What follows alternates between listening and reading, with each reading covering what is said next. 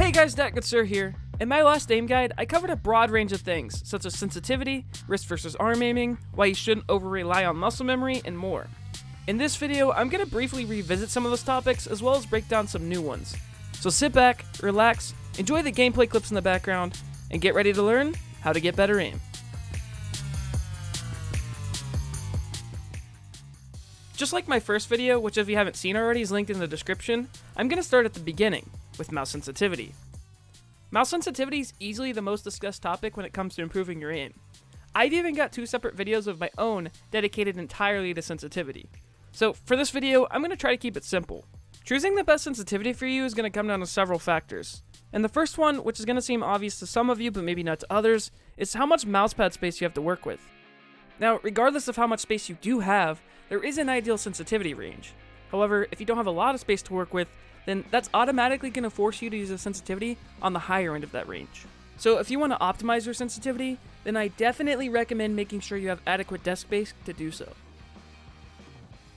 Another thing to consider is what game you're playing. Different games lend themselves better to different sets of sensitivity ranges. For a classic example, Counter-Strike or games like Counter-Strike such as Valorant typically have player bases that use much lower sensitivities when compared to everybody else. Even with this in mind, however, there is still a strong range of sensitivities that can be applied to nearly any game. And when I'm talking about sensitivity range, I'm not talking about the physical sensitivity number that you see in game, nor am I talking about the DPI of your mouse. What I'm referring to is your centimeter per 360, or if you prefer freedom units, this can easily be converted to inches per 360. This refers to how far you need to move your mouse on your desk in order to complete one 360-degree turn in game, or in other words, a full spin. You can either measure this yourself using a tape measure, or, assuming your mouse DPI settings telling you the truth, you can plug in your game sensitivity and DPI inside a special calculator which can do it for you. The recommended sensitivity range for most games is between 40 centimeters per 360 and 20 centimeters per 360. But of course, this is just a generalization. Every game will have its own ideal sensitivity range. For example, the average sensitivity of a Counter-Strike professional is around 47 centimeters. I've said it more than once and I'll say it again. You can get good on any reasonable sensitivity.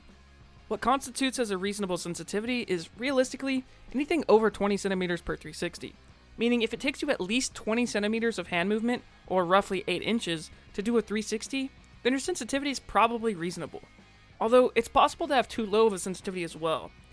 If you have trouble tracking fast-moving targets, or find it hard to quickly turn around, then you may want to consider using a higher sensitivity. If you want to hear my thoughts about sensitivity in depth, then check out my sensitivity playlist, which will be linked below. The next thing when it comes to getting better aim on mouse and keyboard is making sure your mouse is adequate. You don't need the newest, latest, and greatest gaming mouse, as long as the one you're using has a decent sensor. Although using one that works well for your hand size and grip style is very important in optimizing your aim to be the best it can be. Ultimately, however, your mouse is not going to magically give you great aim. Having a good mouse is certainly going to make that process easier, but at the end of the day, you still have to put in the practice. If you find your mouse lacking or it doesn't have a decent gaming sensor, then I recommend use what you have for now, but also try to get a good one as soon as possible. Let's talk a little bit about technique. There isn't just one correct answer that works for everyone, however, there are aiming techniques which are bad. It's commonly believed that there are only 2 categories, wrist aimers and arm aimers. There's also an assumption that wrist aimers are high sensitivity players that only use their wrist, and arm aimers are low sensitivity players that only use their arm. But that's simply just not true. High-level aimers will usually use a combination of the two, regardless of their sensitivity, and will also incorporate other body parts like the shoulder, elbow, and fingers as even more control points. Some advice that I wish I had heard when I first started out is having a high sensitivity doesn't eliminate the need to use your arm, and having a low sensitivity doesn't eliminate the need to use your wrist. Rather, your sensitivity just alters the ratio. Generally speaking, the wrist and fingers are what provide the best precision when aiming, whereas the arms, shoulders, and chest are what provide the best range of motion and smoothness. Which is why it's important not to tie yourself down to one specific control point. There's benefits to be gained from all of them, despite what your sensitivity may be. For example, even though a high sensitivity player may primarily use the wrist, it's still best for them to incorporate some degree of arm movement as well. Because while the wrist does provide a lot of precision, which helps to balance out the naturally lower precision that comes from a high sensitivity, and high sensitivity helps to balance out the lower range of motion from the wrist, there's still another issue. The higher a sensitivity gets, the harder it becomes to be smooth. This is where the arm comes in. Using your arm in combination with your wrist is going to greatly increase the smoothness of your mouse movements. This doesn't only apply to high-sense wrist aimers. On the flip side, it's also useful for low-sense arm aimers to incorporate their wrist, because doing so is going to give them even more precision and range of motion. So, to summarize wrist versus arm aiming, everyone's going to have their own ratio between the two depending on their sensitivity and mouse grip, but it's important to use both as they fulfill different roles. If you're only using your wrist or you're only using your arm, then you're severely nerfing yourself. As a rule of thumb, use your arm for big sweeping movements, turns, and smooth tracking, use your wrist for precision, and use your fingers for micro corrections. Outside of what your hands are doing, there is another aspect of technique, and that's where to put your visual focus. Or in other words, where do you keep your eyes when aiming? A lot of people wonder if it's better to focus on your crosshair or the target. Both methods have their use cases, and you'll likely find yourself doing both. It's often helpful for brand new players to put a little more attention on their crosshair, but once you start to feel more comfortable and the center of your screen starts to become more intuitive and ingrained in your mind, it becomes more beneficial to put your visual focus on the target you're trying to hit. Doing this will allow you to read your opponent's movements better, thus making it easier to track them. There are times, however, when focusing on the crosshair is still important, such as extremely long-range fights, or any time in general when the target's very small. For example, when the only thing you can see of your opponent is the top of their head, it's a good idea to put a little extra attention in lining up your crosshair. Speaking of crosshair, now's a good time to talk about everyone's favorite buzzword, crosshair placement. If you've watched any other aiming videos, then chances are at some point you've heard this phrase. And there's a good reason for this. It's one of the most important ways to improve the consistency of your performance. There's a lot that goes into crosshair placement, but in this video, I'm going to keep it basic. Crosshair placement is simply positioning your crosshair in a way that reduces the amount of correctional aiming you need to do. What do I mean by that?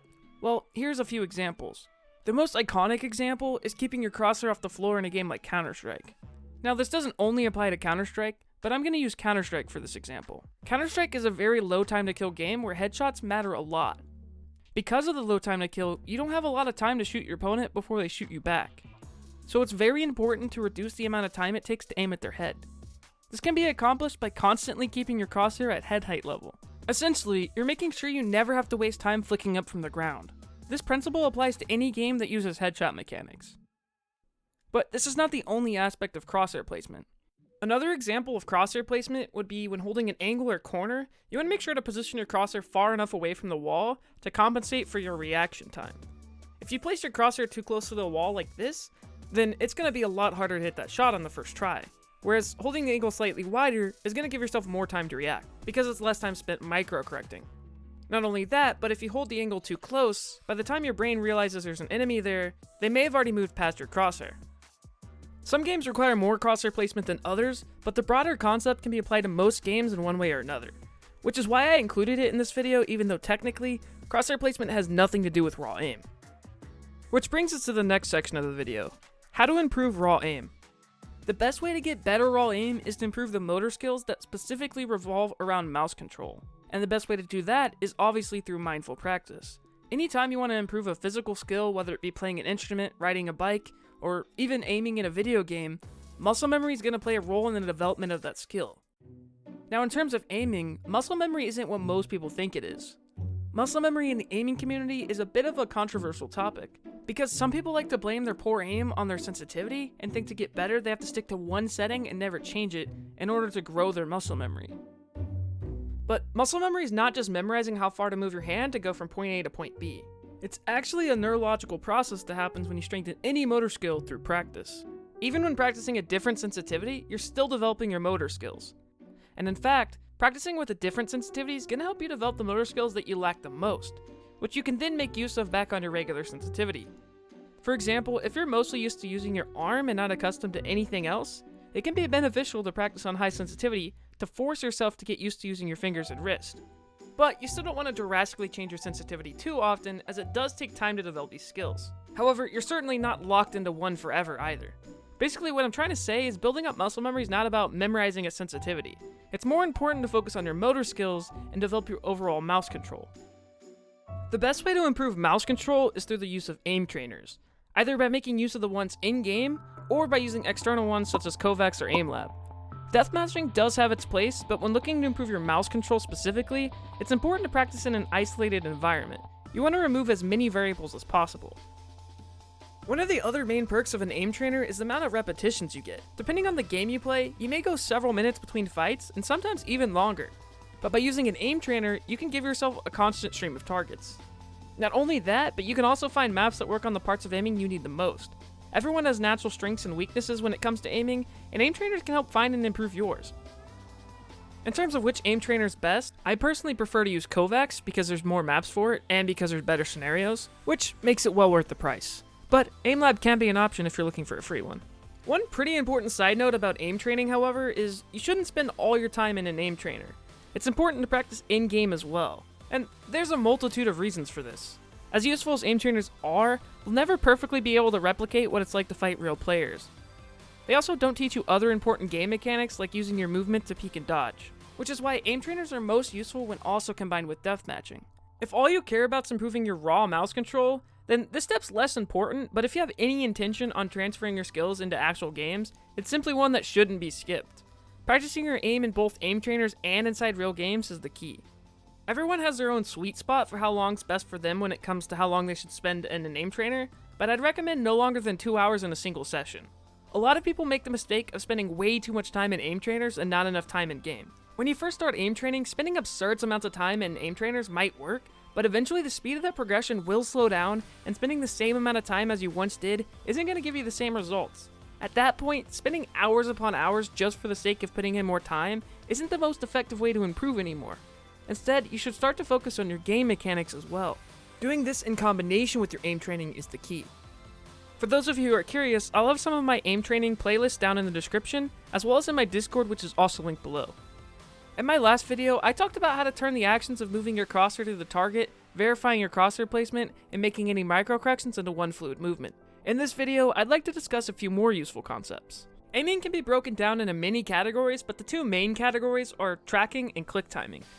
Tracking is when you follow the movements of the target with your crosshair and try to trace their movements.